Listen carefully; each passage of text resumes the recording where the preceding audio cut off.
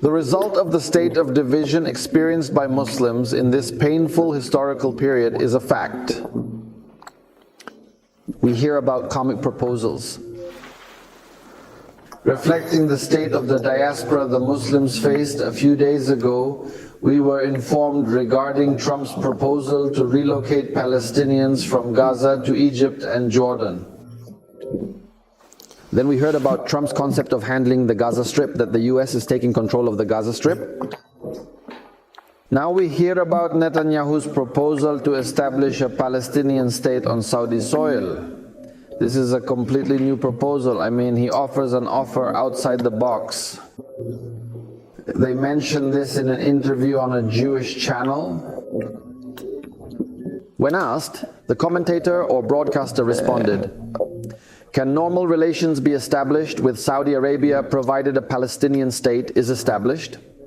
He replied, "By God, Saudi Arabia has ample land, so the state of Palestine will be established on Saudi land." He cannot jeopardize Israel's security by establishing a Palestinian state in the West Bank and Gaza, and this means the victory of Hamas, and therefore he is destroying the idea of a Palestinian state from its foundation. With this dialogue, of course, Saudi Arabia denounced this issue and described it as the height of bankruptcy, political bankruptcy, and of course Egypt, thank God, responded quickly and agreed to the issue and rejected this issue. And a number of Arab countries rejected this issue, like the Emirates, like Kuwait, like Sudan, like Jordan, and the Palestinian Foreign Ministry printed the Palestinian Authority. What is behind this statement? Why is Netanyahu saying this? He knows that this is an unrealistic solution, but why is he fired?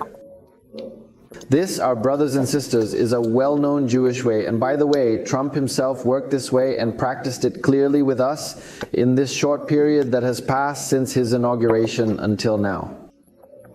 The DIT method is to launch anomalous suggestions that are very, very far from expected or desired.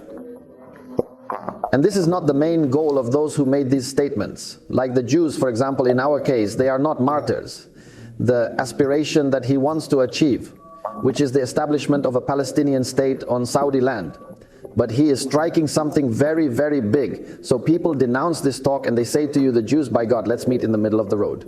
This middle of the road is what I want. The Jew is not familiar. He wants the farthest distance or the farthest goal that is mentioned in this middle of the road. You are why? Get to him with him. He considers himself a concession, and you consider yourself victorious when you reach the halfway point that was determined by the Jew after he made the first big statement. Now the Jews are saying that we are the Palestinian approach to the vast land of Saudi Arabia. They will make a state for them on a small piece of Saudi land. There is no difference with Saudi Arabia. When the Arabs rise up and the Jews come, they give in and say to you, okay, let's create a Palestinian state on the land of the West Bank and Gaza, even if it is a fake state or a weak state. At that time, the Arabs accepted normalization with the Jews in the new situation. In reality, what I'm telling the Arabs in general is the normalization proposal with the Jews before 1967. This isn't what was refused by Arabs over the long years during the 77-day peace treaty between Egypt and Israel in 1977, and when Sadat approved this treaty. Among its provisions was to establish a Palestinian government on the West Bank and Gaza, and that Israel's borders would be the borders of 1967. And at that time, the Arabs attacked, invaded, and boycotted the land. Egypt was completely boycotted, and they moved the Arab League from Cairo to Tunisia. They lived on this for a long time, and days passed, and the Palestinian state became on the West Bank and Gaza. It has become an aspiration for many Arabs, and this issue has been normalized in a large number of countries. Now the Arab world is printing with the Jews on the borders before 67, the same as what Sadat was demanding in 77. Jordan has been printing with it from the year 1994 until now. The Emirates has been printing with it, Bahrain has been printing with it, Morocco has been printing with it, and Sudan has been printing with it. Now, after this position occurs and Israel agrees to establish a Palestinian state, even if it is an imaginary one, on the West Bank and Gaza, a number of other countries will set off and follow suit. The Jews. This signifies the start of a known Jewish policy, aiming for a very, very large goal that unsettles listeners, and then later he accepts concessions. The concession is pre-planned from the start. He wanted it all along, but makes you believe you have accomplished something when the topic progresses. Trump pursued the same policy. Trump is telling you, by God, we are abandoning the Palestinian people from Gaza to Egypt and Jordan, which indicates an opinion. It is very controversial and has a huge ambition for America.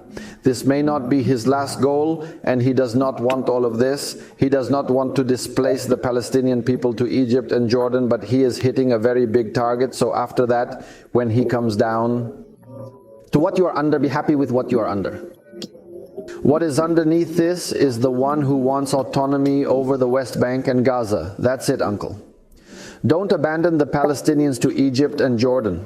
Let's keep them in Gaza as they want, but with autonomy instead of being a fully independent state.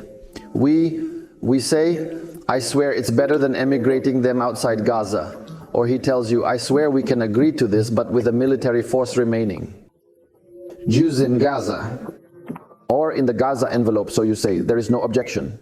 But the important thing is that the values of the Palestinian state are, or he says, by God, we will establish a Palestinian state, but with the dismantling of Hamas, the shawl of the resistance that exists in Gaza remains, or we tell you, by God, we will establish a Palestinian state, but with the recognition of the Jewish settlements in the West Bank and Gaza, they will be affiliated with Israel, not the Palestinian Authority. People say, okay, but the important thing is that the country does not abandon itself.